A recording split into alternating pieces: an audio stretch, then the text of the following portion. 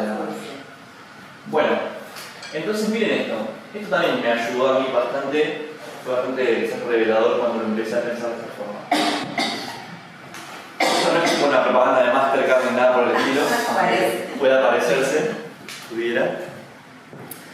El primer caso, en realidad yo no creo que se vaya a dar nunca, que dos personas pueden procesar completamente de forma distinta la realidad. ¿Por qué no? Porque todos somos parte de la misma especie. Entonces, como mínimo, tenemos un montón de herencia biológica que compartimos. En programación neurolingüística le dicen filtros. Entonces, hay ciertos niveles de filtros que todos compartimos por ser todos humanos. Hay otros que no, hay filtros culturales, por ejemplo. Entonces, una persona es de Mongolia, la otra persona es de, no sé, Honduras. Y bueno, habrá cuestiones que no machean en base a las culturas.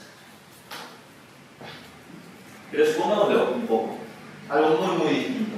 Entonces, ¿qué pasa? Prácticamente no hay encuentro en ningún lugar, ¿no? Yo digo A, vos decís B, no. Digo, es un desafío muy grande ese caso, ¿entendés? Ahora, en general, lo nuestro se parece más que nada a una cuestión así siempre.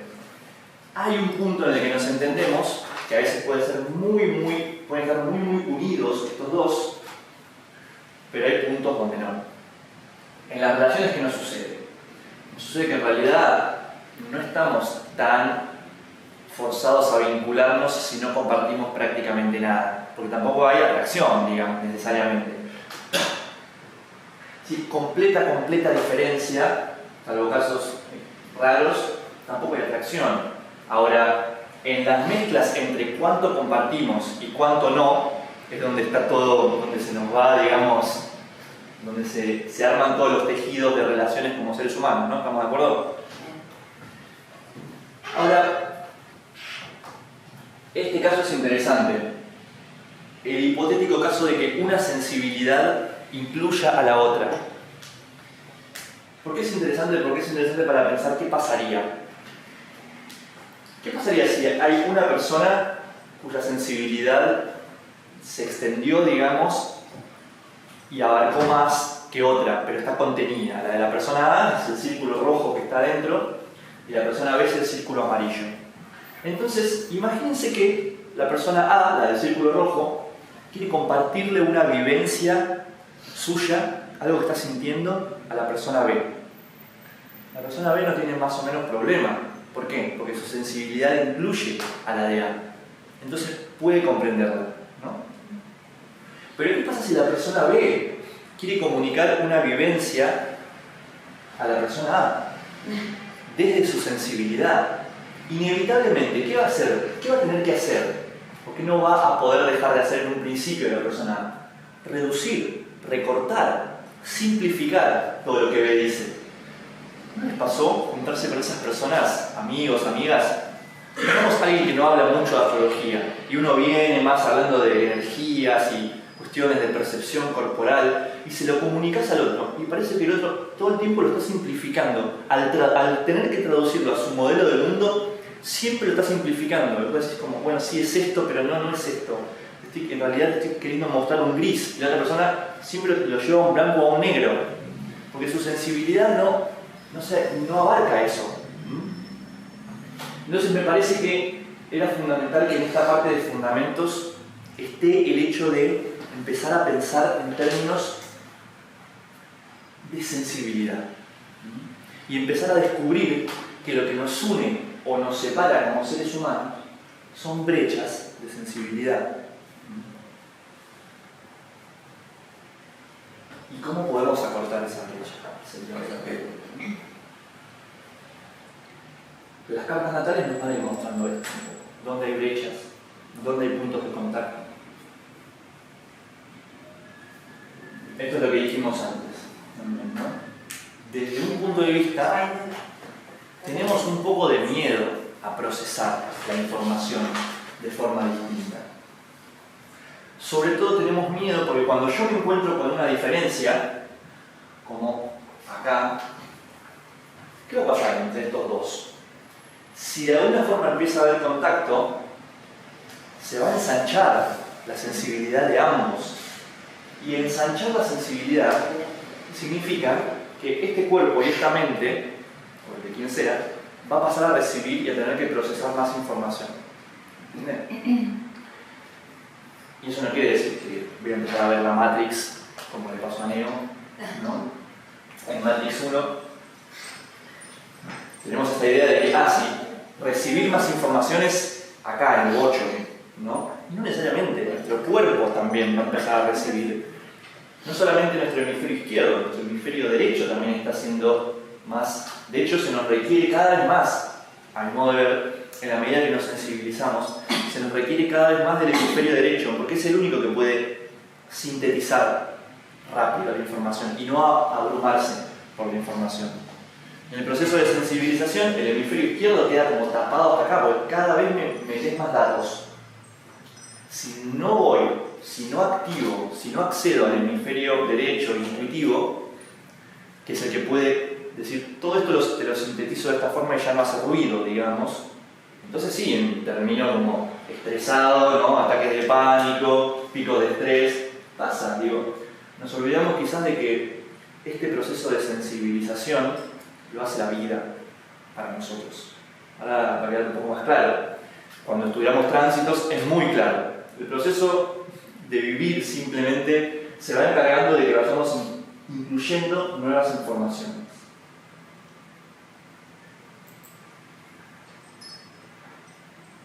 ¿Hasta acá cómo estamos? ¿Bien? Bien.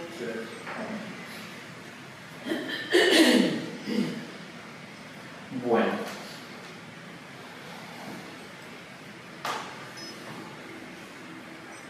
Yo creo sinceramente que en la era de Acuario este proceso de encontrarnos con otras diferencias cada vez más rápido e inevitable. Creo que las redes sociales, por ejemplo, están acelerando muchísimo este proceso. Fíjense que a mí me gusta hablar de la era de Acuario como la era de la publicidad. Pero la publicidad, me refiero a publicidad usando el término como opuesto a lo privado. A lo privado y a lo público. ¿Qué es lo público? Lo que yo no lo puedo esconder tampoco. Y de alguna forma nos ponemos a pensar ahora que Don Google tiene todos nuestros mails y nuestras contraseñas y todo, queda más o menos obvio que es la era de la publicidad. Es decir, la información, lo secreto, el ocultar la información es medio imposible ya con las herramientas tecnológicas necesarias. Cualquiera es capaz de exponer y hacer público algo. De hecho, cuanto más probablemente intentamos que algo quede privado, más parece que se ejerce presión para que eso se publicite. Entonces, antes esta cosa canceriana del núcleo, ya sea familiar, ya sea el país en el que vivimos, está rompiendo, las fronteras se están rompiendo. Estamos en edad igual. Claro, estamos inevitablemente, si bien no es como los signos que termina una era y empieza otra. No se puede decir cuándo, pero es una transición. Desde un punto de vista, claramente estamos en la era de Acuario, solo que iniciando la era de Acuario. ¿Qué va a pasar de acá a 2000 años? No sé cada cuándo cambian las eras. En realidad las eras cambian cada 2500 años aproximadamente. Okay. Entonces, mejor dicho, ¿qué va a pasar de acá a 500 años? No sabemos, pero imagínense dónde estábamos hace 1000 años. No, claro. Bueno.